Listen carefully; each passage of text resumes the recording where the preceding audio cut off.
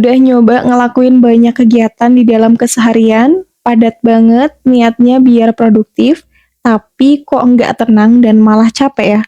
Nah, teman-teman, di video kali ini aku bakal share ke kalian 5 gaya hidup minimalis ala Islam.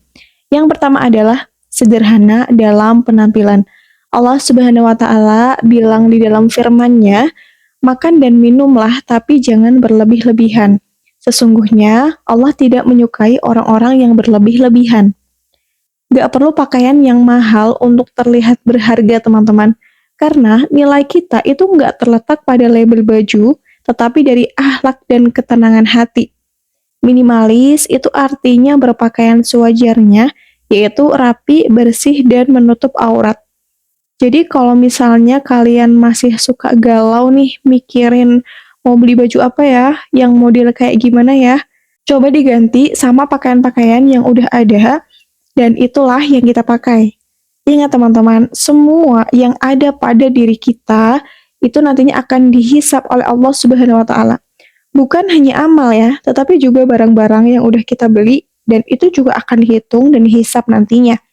Maka kalau misalnya kita memutuskan untuk membeli barang sesuatu, pikirkanlah secara matang-matang apakah barang yang aku beli ini itu bermanfaat bagi aku.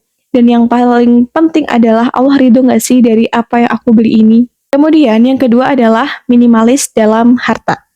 Islam nggak ngelarang loh kita buat mencari uang sebanyak-banyaknya, karena di dalam hidup kita juga butuh itu kan, untuk menyambung kehidupan setiap harinya. Dan Islam juga nggak melarang kita untuk menjadi kaya kok. Tapi kita juga harus bijak dalam menggunakannya. Nah, garis bawahnya ini teman-teman. Islam nggak melarang kita punya banyak uang, Islam nggak melarang kita menjadi kaya, tapi Islam mengatur supaya kita bijak dalam menggunakan harta tersebut. Ada sahabat Nabi bernama Abdurrahman bin Auf yang kaya raya banget teman-teman. Hartanya banyak, tapi hatinya tetap sederhana. Walaupun kaya raya, Abdurrahman tuh nggak pelit sama sekali dan juga nggak sombong loh. Justru beliau sangat dermawan banget.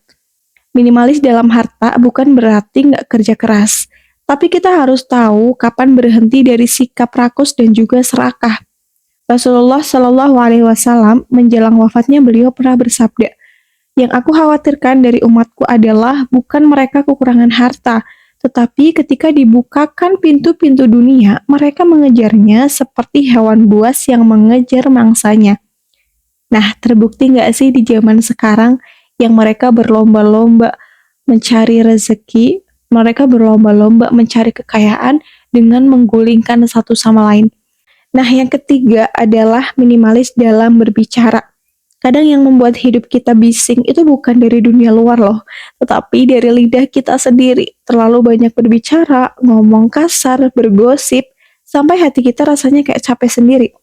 Rasul bersabda, "Barang siapa beriman kepada Allah dan hari akhir, hendaklah ia berkata baik atau diam." Hadis riwayat Bukhari Muslim. Nah, teman-teman, minimalis dalam berbicara ini artinya memilih kata yang bermanfaat, bukan yang nyakitin. Kita harus berhati-hati banget sama sesuatu yang tumpul tapi tajam, yaitu lidah kita, teman-teman. Ketika kita melontarkan kata-kata kepada orang lain, itu kita harus memikirkannya 1000 kali. Apakah kata-kata ini menyakiti dia atau enggak? Jangan beranggapan bahwa, ya aku memang orangnya kayak gini. Stop berpikiran seperti itu, teman-teman. Karena karakter itu bisa dirubah seiring dengan berjalannya waktu. Jadi, perbaikilah diri setiap hari, dan jalinlah komunikasi, jalinlah hubungan yang hangat, yang serasi terhadap sesama muslim, terhadap sesama manusia. Yang keempat adalah minimalis dalam waktu dan juga fokus. Sering ngerasa sibuk, banyak hal yang dilakukan, tapi nggak produktif. Scroll berjam-jam, tapi lupa untuk sholat tepat waktu. Dan Rasulullah mengingatkan kita tentang dua nikmat yang sering kita lupakan, yaitu waktu dan juga kesehatan. Coba teman-teman kita renungkan berapa banyak waktu yang terbuang buat hal-hal yang nggak penting. Minimalis waktu ini artinya kita tuh sadar akan hal-hal prioritas, keluarga, ibadah, istirahat. Semuanya itu butuh ruang. Kalau misalnya waktu kita itu penuh sama dunia, terus kapan hati sempat dekat sama Allah? Yang kelima adalah minimalis dalam keinginan. Kata Imam Al-Ghazali, orang yang paling kaya adalah orang yang paling sedikit keinginannya. Bukan berarti nggak boleh punya cita-cita ya teman-teman, tapi kita tahu kapan harus berhenti mengejar sesuatu yang nggak bikin kita tenang. Karena seringkali nih yang kita kejar tuh justru menjauhkan kita dari Allah. Cobalah belajar untuk meniatkan segala sesuatu yang kita lakukan, itu tuh menjadi keinginan yang kita niatkan karena Allah, karena ingin mendapatkan ridho darinya. Nah, teman-teman, hidup minimalis itu bukan cuma soal barang ya, tetapi juga soal hati.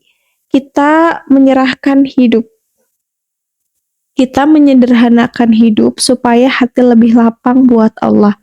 Jadi mulai sekarang, coba yuk pelan-pelan kurangi yang nggak perlu dan perbanyak yang berarti. Cuman suara biasa, tapi semoga menjadi pengingat yang luar biasa. Wassalamualaikum warahmatullahi wabarakatuh. Annyeong!